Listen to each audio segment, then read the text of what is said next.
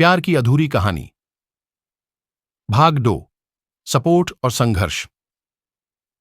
राधिका और ईला की दोस्ती धीरे धीरे गहरे प्यार में बदलने लगी, लेकिन इशिता का रवैया अब भी बदलता रहता था। एक तरफ वह राधिका का सपोर्ट करती तो दूसरी तरफ वह उसे ब्लैकमेल भी करती। इशिता: राधिका, अगर तुमने मेरी बात नहीं मानी तो मैं मां पापा को सब कुछ बता दूंगी। राधिका को इशिता की बातें डराती, लेकिन उसे यह भी महसूस होता कि इशिता उसकी भलाई के लिए ही ऐसा करती है। राधिका: ठीक है इशिता, मैं तुम्हारी बात मानूंगी। इशिता भले ही सख्त दिखती, लेकिन वह राधिका की बहुत परवाह करती थी। हर बार जब राधिका परेशान होती, इशिता उसके साथ खड़ी होती।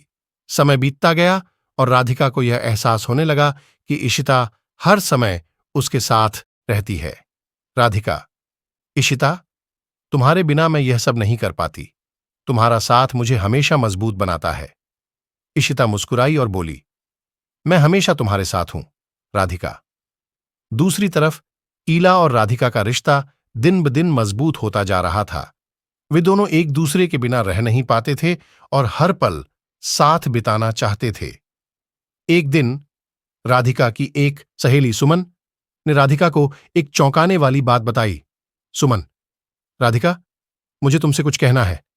मुझे पता चला है कि ईला इशिता के दोस्त शिवम को डेट कर रही है। राधिका ने आश्चर्य और दुख के साथ सुमन की तरफ देखा। क्या? तुम क्या कह रही हो? ईला मुझे धोखा दे रही है?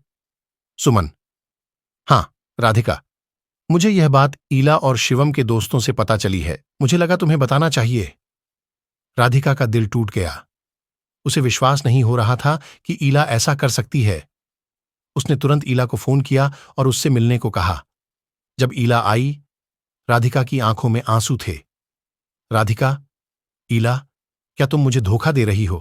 क्या तुम शिवम को डेट कर रही हो? ईला ने हैरानी से राधिका की ओर देखा। झूठ है, मैं तुमसे बहुत प्यार करती हूं और तुम्हें कभी धोखा नहीं दूंगी। राधिका को समझ नहीं आ रहा था कि क्या सच है और क्या झूठ। वह अपने दिल की सुनना चाहती थी, लेकिन दिमाग में शक का बीज बो चुका था। उसने इशिता से बात करने का फैसला किया। राधिका ने इशिता को सब कुछ बताया। इशिता ने राधिका को गले लगाते हुए कहा, राधिका, चाहे जो भी हो, मैं हमेशा तुम्हारे साथ हूं। हमें मिलकर सच का पता लगाना होगा। राधिका ने आंसू भरी आंखों से कहा, इशिता, मुझे तुम्हारा साथ चाहिए। मैं नहीं जानती कि क्या सही है और क्या गलत। इशिता ने राधिका को सांत्वना देते हुए कहा, हम सब कुछ मिलकर संभाल लेंगे। मैं तुम्हारे साथ हूं और हमेशा रहूंगी। अब देखना यह है कि राधिका और इशिता कैसे इस मुश्किल घड़ी का सामना करती हैं। क्या ईला सच्ची है या सच में राधिका को धोखा दे रही है? इस कहानी का अंत अभी लिखा जाना बाकी है।